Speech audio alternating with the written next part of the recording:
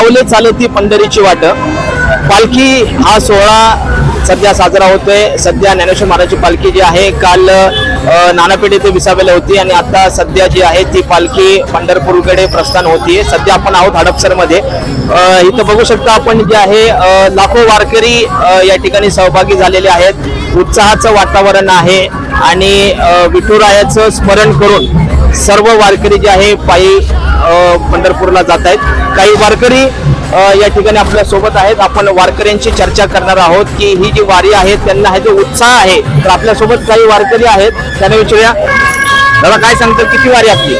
ही 5वी 6वी वर 10 किती 9वी. कुठून आलात आपण? कोल्हापूर. कोल्हापूरून आलात.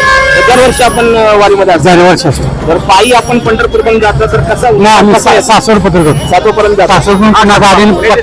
टप्पा करतो. अच्छा, मग तिथून मग परत पंढरपूर. पंढरपूर मग परत पंढरपुरात घरी. अच्छा. तुम्ही तर कसं ते एनर्जी कशी काय चांगली असते.